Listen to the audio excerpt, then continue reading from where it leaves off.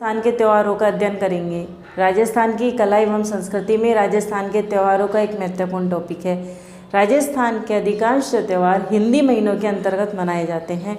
हिंदी महीने होते हैं हमारे ऐसे चैत्र, बैसाख, ज्येष्ठ, आषाढ़, श्रावण, भाद्रपद, आश्विन, कार्तिक, मार्गशीर्ष, पौष, माघ, फाल्गुन। हिंदी महीनों की शुरुआत होती है चैत्र माह से और हिंदी महीनों का अंतिम महीना होता है फाल्गुन। आज हम चैत्र महीने के त्योहारों का अध्ययन करेंगे। चैत्र माह के त्योहार।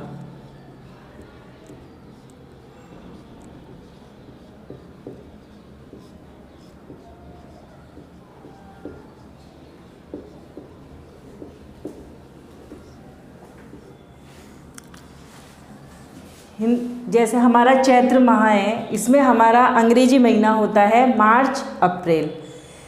हिंदी महीने में 30 दिन होते हैं। हमारा हिंदी महीना होता है 30 दिन का। इन 30 दिनों को हम दो भागों में डिवाइड कर रखा है। दो पक्ष होते हैं हमारे, एक होता है कृष्ण पक्ष और एक होता है शुक्ल पक्ष। महीने के जो शुरुआत के 15 दिन होते हैं वो कृष्ण पक्ष होते हैं तथा उसके बाद में जो आता है वह शुक्ल पक्ष कहलाता है। इसमें से होते हैं हमारे 1, 2, 3, 4, 5, 6, 7, 8, 9, 10, 11, 12, 13, 14, 15 ये जो दिन होते हैं इनको हम डेट से नहीं बोलते हैं। महीने के जो जैसे हम बोलते हैं 1 तारीख 2 तारीख इस तरह नहीं बोलते हैं। इनको हम बोलते हैं एकम, दोज। एकम को हम पड़वा भी बोलते हैं। दोज, तीज, चौथ, छठे, सातवें, आठवें, नौवीं, 10वीं, 11, 12, 13, 14। वो जो 15वां दिन होता है उसको हम अमावस्या और पूर्णिमा बोलते हैं। तो कृष्ण पक्ष का जो 15वां दिन होता है वो होता है अमावस्या और शुक्ल पक्ष का जो 15वां दिन होता है वो होता है पूर्णिमा। महीने का अंतिम दिन होता है पूर्णिमा। इनका एक पर्टिकुलर नेम है, इसके नेम से ही बोलते हैं। इसको हम 15 नहीं कहते, इसको हम अमावस्या बोलते हैं। कृष्ण पक्ष का 15वां दिन अमावस्या होता है, शुक्ल पक्ष का 15वां दिन पूर्णिमा होता है।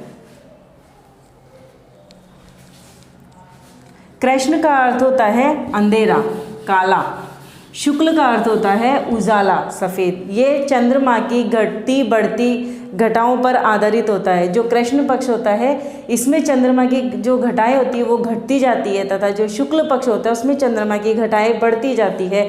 इसलिए घटती है घटाएं तब वो कृष्ण पक्ष में अंधेरा हो जाता है और अमावस्या पर अंधेरा रहता है। उसके बाद में जैसे ही शुक्ल पक्ष की शुरुआत होती है चंद्रमा की जो घटाएं होती है वो बढ़ती जाती है, इसलिए वो उजाला होता है वहाँ।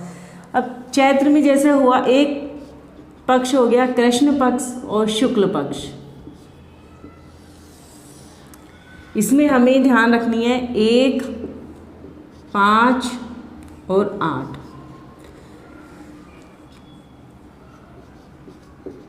ये एक पक्ष, ये दूसरा पक्ष।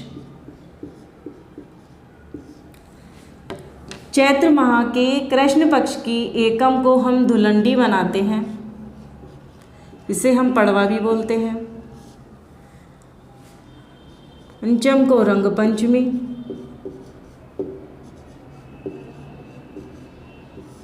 तथा अष्टमी को शीतलाष्टमी।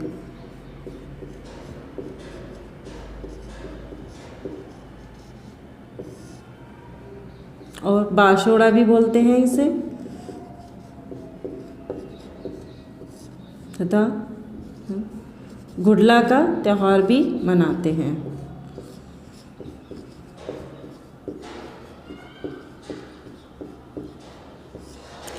जैसा कि हम सब जानते हैं धुलंडी होली के अगले दिन मनाते हैं। होली आती है फाल्गुन मास की पूर्णिमा को। फाल्गुन मास की पूर्णिमा वर्ष का अंतिम दिन होता है।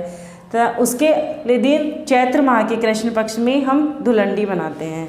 धुलंडी के दिन ब्यावर में बादशाह मेला बड़े ही उल्लास के साथ मनाया जाता है तथा यहाँ ब्यावर की देवर भाभी होली प्रसिद्ध है।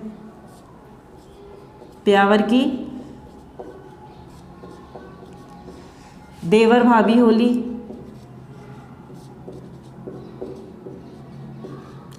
भिनाए अजमेर में कोड़मार होली,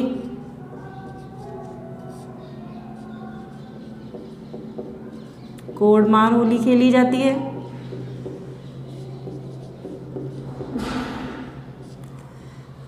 बाड़मेर में पत्थरमार होली,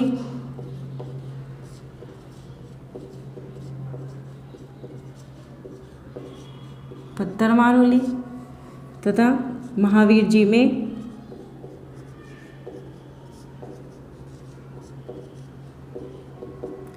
लठमार होली ली जाती है। फिर कृष्ण पक्ष की पंचमी को हम रंग पंचमी मनाते हैं। रंग पंचमी एमपी में मनाई जाती है, लेकिन राजस्थान में अजमेर में भी हम रंग पंचमी मनाते हैं। कृष्ण पक्ष की अष्टमी को शीतलाष्टमी होती है। शीतलाष्टमी के एक दिन पहले मतलब कि 7 को सप्तमी के दिन हम भोजन मनाते हैं और अष्टमी के दिन हम ठंडा भोजन करते हैं। इसे हम बासोड़ा भी बोलते हैं। तथा भीलवाड़ा और चित्तौड़गढ़ में 7 व 8 के दिन होली खेली जाती है। इस तरह यह जो पक्ष होता है यह एक तरह से रंगों का ही पक्ष है। तो ये गुडला का त्यौहार भी मनाया जाता है।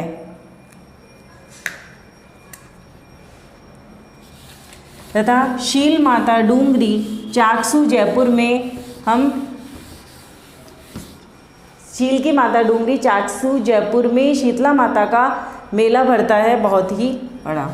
शुक्ल पक्ष में आते हैं, इसमें हमें कृष्ण पक्ष में तो हमें 3 तारीख ध्यान रखनी है, 1, 5 और 8 तथा शुक्ल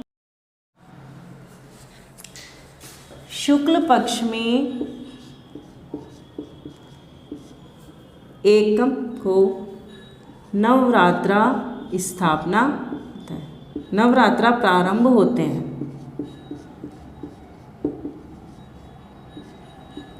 इसे नव संवत्सरी भी कहते हैं।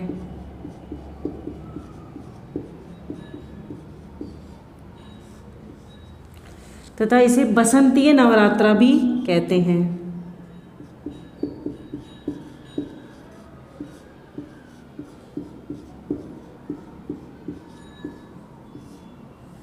महाराष्ट्र में इस दिन गुड़ी पड़वा का त्यौहार भी मनाते हैं। दोज को हम सिंजारा मनाते हैं। ये सिंजारा तीज तथा गणगौर के एक दिन पहले आता है। सिंजारे में पुत्री तथा पुत्रवधू को साड़ी तथा श्रृंगार की सामग्री भेजी जाती है। फिर तीज के दिन आती है गणगौर तथा 1 से लेकर के 3 तक अरुंधति व्रत भी किया जाता है। अरुंधति व्रत भी करते हैं। हिंदुओं का यहाँ नववर्ष स्टार्ट होता है, नवरात्रा प्रारंभ होते हैं, इसलिए इसे ये नवसंवत्सरी कहते हैं। गणगौर राजस्थान का सबसे बड़ा त्यौहार है। गणगौर यह शिव तथा पार्वती के अखंड प्रेम का प्रतीक है। गण का अर्थ होता है शिव तथा गौर का अर्थ होता है पार्वती।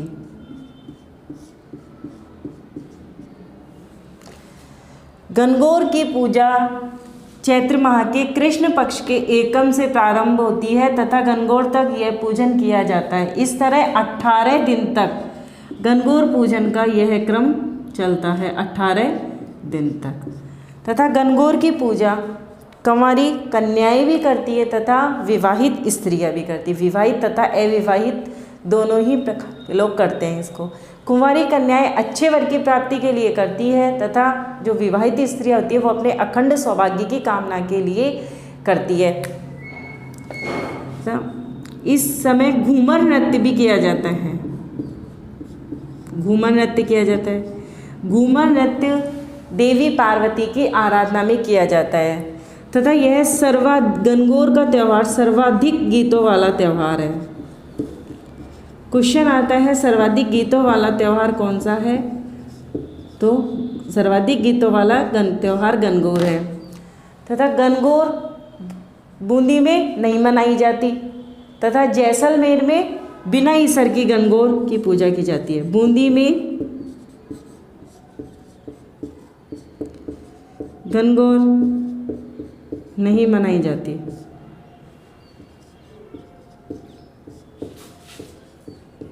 बूंदी में गणगौर नहीं मनाई जाती तथा जैसलमेर में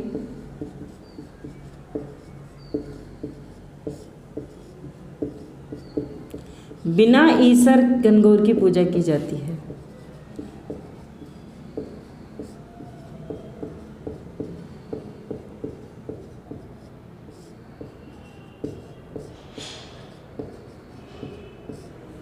जैसलमेर में बिना ईसर की गणगौर पूजी जाती है। गणगौर का पूजन का 18 दिन तक क्रम चलता है। इस समय घूमर नृत्य किया जाता है देवी पार्वती की आराधना में तथा यह सर्वाधिक गीतों वाला त्यौहार है। तथा गणगौर की पूजा का जो अंतिम दिन होता है, अंतिम दिन बोलांगनी कहलाता है।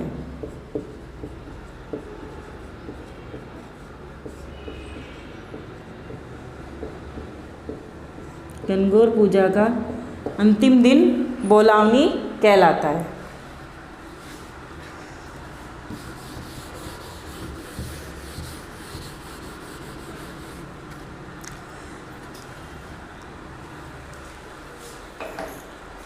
शुक्ल पक्ष की चतुर्थी को हरी गणगौर,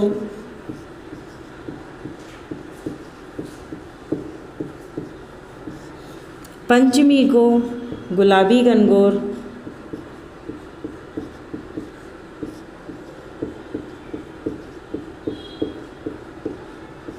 तथा षष्ठी को केसरिया गणगौर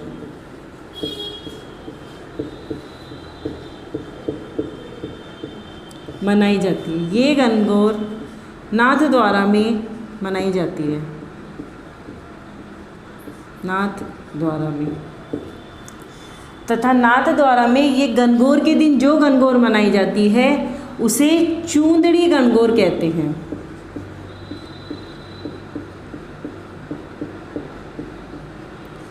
नाथद्वारा में गणगौर के दिन मनाई जाने वाली गणगौर को चूंदड़ी गणगौर कहते हैं। चतुर्थी के दिन हरी गणगौर बोलते हैं तथा पंचमी के दिन जो गणगौर मनाई जाती है उसे गुलाबी गणगौर बोलते हैं। षष्ठी के दिन जो गणगौर मनाई जाती है उसे केसरिया गणगौर बोलते हैं। इन गणगौर का नाम इस तरह से इसलिए डिवाइड किया गया है कि नाथद्वारा में गणगौर की सवारी निकाली जाती है। चतुर्थी को निकाली जाती है सवारी, उसमें हरे वस्त्र धारण किए जाते हैं। पंचमी को जो गणगौर की सवारी निकाली जाती है उसमें गुलाबी वस्त्र धारण किए जाते हैं तथा षष्ठी के दिन जो गणगौर सवारी निकाली जाती है उसमें केसरिया रंग के वस्त्र धारण करके निकालते हैं तथा गणगौर के दिन जो सवारी निकाली जाती है उसमें चूंदड़ी धारण करते हैं, इसलिए इसे चूंदड़ी गणगौर बोलते हैं। शुक्ल पक्ष की अष्टमी को आती है अशोकाष्टमी। अशोकाष्टमी के दिन अशोक के वृक्ष का पूजन किया जाता है। अष्टमी के बाद में नवमी, यह होती है रामनवमी। यह भगवान राम के जन्म के उत्सव के रूप में मनाई जाती है। के बाद में चैत्र माह के शुक्ल पक्ष की 13 को त्रयोदशी को आती है महावीर जयंती। महावीर जयंती हम मनाते हैं तथा जो 15 को आती है, 15 को शुक्ल पक्ष की 15 तारीख को हम क्या बोलेंगे? पूर्णिमा। तो इस पूर्णिमा को हनुमान जयंती मनाई जाती है। चैत्र माह के शुक्ल पक्ष की पूर्णिमा को हनुमान जयंती मनाई जाती है। राम जी का जन्म हुआ है तो राम जी हनुमान जी को तो लाएंगे ही, इसलिए उसी माह में हनुमान जयंती भी हम मनाते हैं। आज के लिए बस इतना ही।